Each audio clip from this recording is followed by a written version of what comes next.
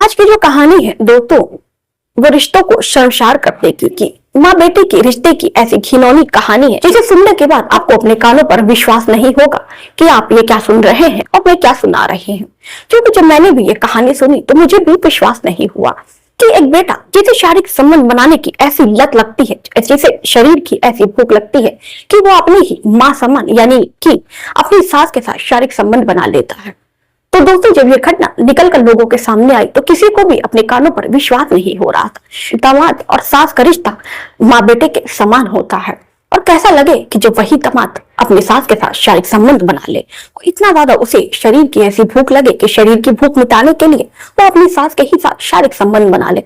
और वो सास कैसी कि जो हवस में इतनी ज्यादा अंधी हो जाए कि उसे रिश्तों की लाज लज्जा नहीं रह जाए, जो ये भी ना सोच तो मेरी बेटी का पति है, इसके साथ मैं ये क्या कर रही हूँ, कैसे मैं अपने ही बेटे के साथ सो सकती हूँ, उसके साथ हम बिस्तर हो सकती हूँ, कैसे उसके ही साथ शारीरिक संबंध बना सकती हूँ जो उसके बेटे की उम्र का हो। तो इस कहानी को सुनने के बाद मुझे भी विश्वास नहीं हो रहा था।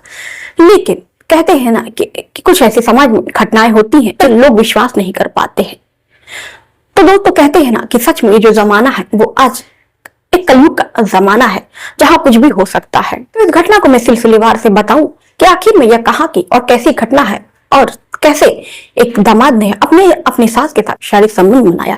इससे पहले आपसे गुजारिश है कि अगर आप चैनल पर नए हैं तो चैनल को सब्सक्राइब कर लीजिए, वीडियो को दोस्तों लाइक कर दिया कीजिए। आपकी कोई भी राय सुझाव हो तो कमेंट में उसे जरूर बताया कीजिए। चलिए फिर ज्यादा देर न करते हुए इस कहानी की शुरुआत करते हैं। दोस्तों, ये जो घटना है राजस्थान की एक घटना है। राजस्थान का रहने वाला राकेश, जिसकी शादी राधिका से होती है। राकेश और राधिका की शादी को एक साथ बीतता है। जो राधा है उसकी नई नई शादी थी, तो राधा अपने पति राकेश से कहती है कि क्यों ना हम लोग, मेरा बहुत मन कर रहा है अपने मायके जाने का, आप क्यों नहीं एक हफ्ते की छुट्टी ले लो। एक हफ्ते की छुट्टी लेने के बाद आप घर पर चलो। राकेश सोचता है कि मेरी पत्नी का उसकी माँ से मिलने का मन है, उसको उसके घर जाने का मन है, तो क्यों ना मैं अपने बॉस से एक हफ्ते की छुट्टी लेकर और राधा को उसके घर घुमा लाऊं।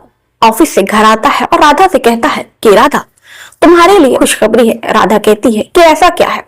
तो राकेश कहता है कि नहीं, पहले मैं बताऊंगा नहीं, पहले आप एक काम करो, मुझे चिकन बिरयानी खानी है, पहले मेरे लिए मेरी फेवरेट चिकन बिरयानी बनाकर खिलाओ, उसके बाद ही मैं आपको वो सरप्राइज दूंगा। अब राधा भी सोचती है कि ऐसा क्या सरप्राइज है। अब वो भी बड़ी खुशी से अपने पति के लिए चिकन बिरयानी बनाती है उसकी फरमाइश के अनुसार। वो पति पत्नी चिकन बिरयानी खाते हैं और उसके सारे परिवार वाले। उसके बाद से उसकी पत्नी पूछती है कि चलिए अब आपने बिरयानी खा भी ली, अब बताइए अब क्या सरप्राइज है। तो राकेश कहता है ना, जो बैग है वो पैक कर लो, कल हम लोग तुम्हारे घर जा रहे हैं।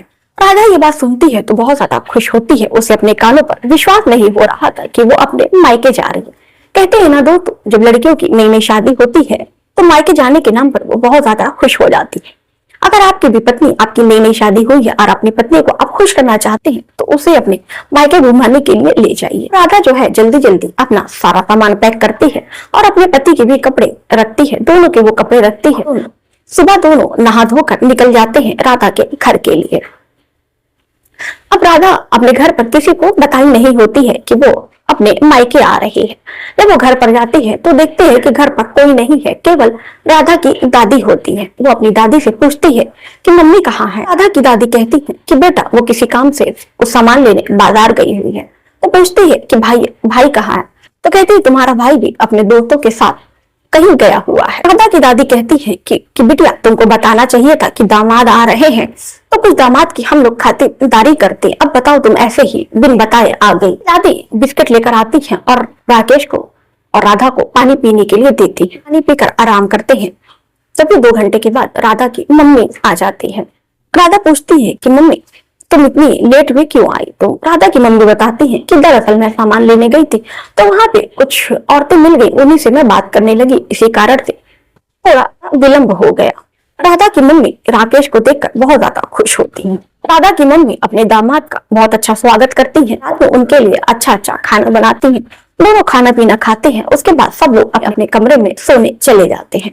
राधा कहती है कि मम्मी रात के 10 बज गए, अभी पापा नहीं आए हैं। तो राधा की मम्मी कहती है कि तुम्हारे जो पापा हैं काम से उनको बाहर अचानक जाना पड़ गया, तो तुम्हारे पापा कानपुर गए हैं, वो 3 दिन के बाद ही लौटेंगे।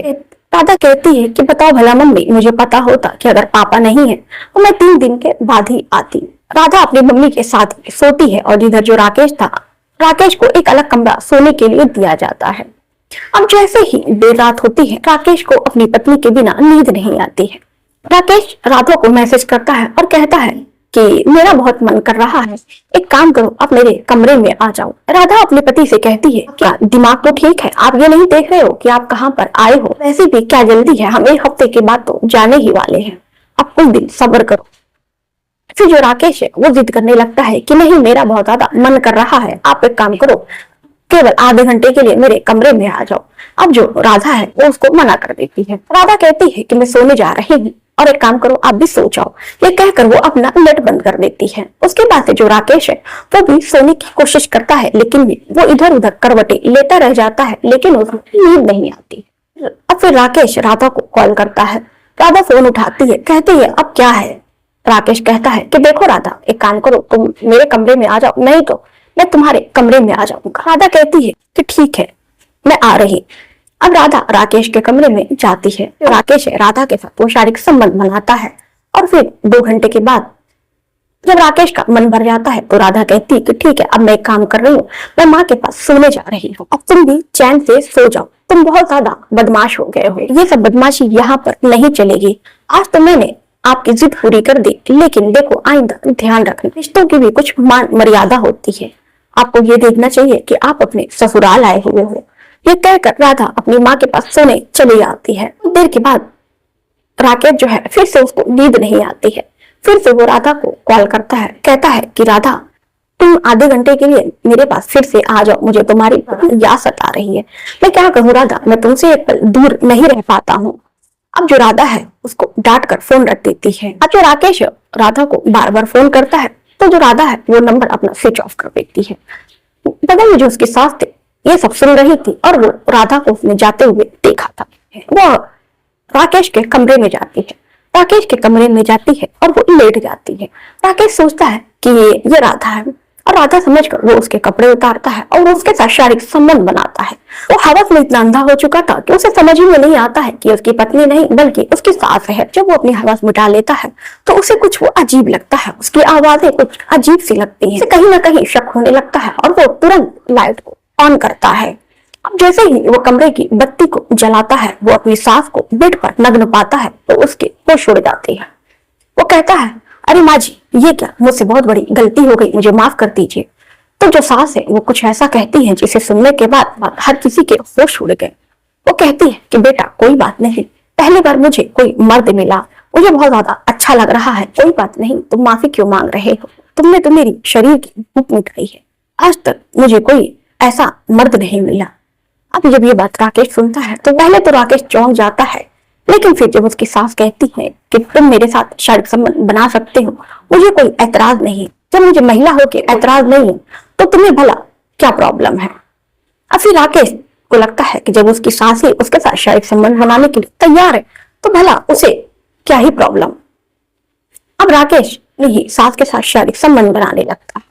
ये जो सिलसिला है शारीरिक संबंध का वो हर रोज चलता है। हर रोज उसकी सास आधी रात को अपने दामाद के कमरे में आती और जो दामाद है उसके साथ शारीरिक संबंध बनाता, अपनी भूख मिटाता। इधर राधा को अपनी माँ पर शक होने लगा था। दिन राधा अपनी माँ को ही देखने के लिए जाती है कि आखिर में उसकी माँ हर रोज रात को उठकर कहाँ जाती है। पहले तो अपने माँ को ढूंढने के लिए किचन में जाती है, लेकिन उसकी माँ उसको वहां नहीं मिलती है। फिर वो अपने पापा के कमरे में जाती है कि हो सकता है उसकी माँ वहां पर गई हो, लेकिन उसकी माँ उसके पापा के कमरे में भी नहीं मिलती है। पूरे घर में अपनी माँ को तलाश करती है, लेकिन उसकी माँ है वो कहीं भी नहीं मिलती है।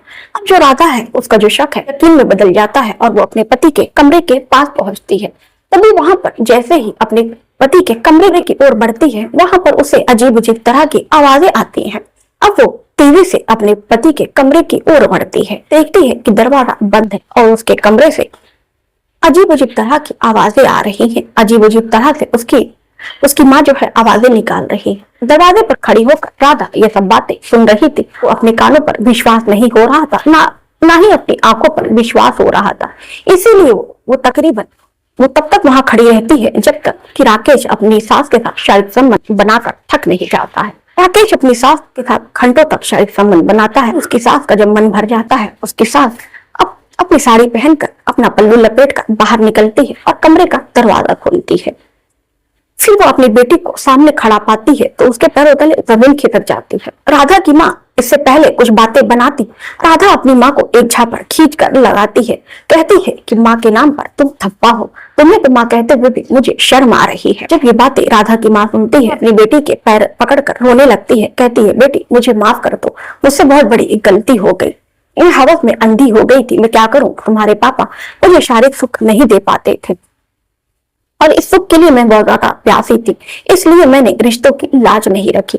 बेटा ये बात तुम अपने पापा से मत कहना, वरना मेरा बसा बसाया घर संसार उजड़ जाएगा। अब राधा अपने पति के पास पहुंचती है और अपने पति से कहती है कि मुझे विश्वास नहीं हो रहा है कि तुम इतने इतने घटिया, इतने गंदे निकलोगे। राकेश राधा से माफी मांगता है और राधा कहती है कि मैं तुमको पुलिस के हवाले करूंगी, मैं तुमको छोड़ूंगी नहीं, तुमने मेरे सारे रिश्तों को खराब कर दिया।